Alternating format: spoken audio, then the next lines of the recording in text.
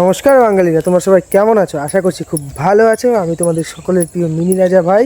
তো অনেক দিন পর আবার ভিডিও নিয়ে চলে এলাম, কারণ এর মধ্যে ভিডিও তো দিচ্ছি প্রায় মাঝে সাঝে মনে করো, কিন্তু লাইভ ভিডিও মানে ফেস টু ফেস যে কথা বলি সেটা কমই ভিডিওটা হচ্ছে, কারণ সময় পাচ্ছি না, বুঝতে পারলে তো। আর এখন আমি এই মুহূর্তে এখান থেকে এখন বাড়ি থেকে রওনা দিয়েছি বাউলের উদ্দেশ্যে। তোমরা তো কম বেশি সবাই জানো যে আমি বাউল বাজারে সবসময় থাকি, যে কাপড়ের দোকানে সবসময় থাকি। তো এখন আমি যাচ্ছি কাপড়ের দোকানে। আর এই রাস্তাটা তোমাদের অচেনা না, যে যখনই আমি ভিডিও করি তখনই তোমাদের এই রাস্তাটাই দেখতে হয়। তো সেরকম নতুনত্ব কোনো জায়গায় যেতে পারিনি, কারণ কালকে যাওয়ার ইচ্ছে ছিল গঙ্গারামপুরে। তো ওটা কোনো কারণবশত আর কি যেতে পারলাম না, কারণ চারিদিকে যা এত চুরি চামারি হচ্ছে কি আর বলবো। কালকে মল্লিকপুরের দিকে একটা চুরি হয়েছে, তার কালকেই আবার আরও এক জায়গায় চুরি হয়েছে, মানে অনেক জায়গায় চোর ঘুরে বেড়াচ্ছে। তো কার বাড়ির কখন কে হামলা করবে তার তো কোনো ঠিক নেই বন্ধুরা।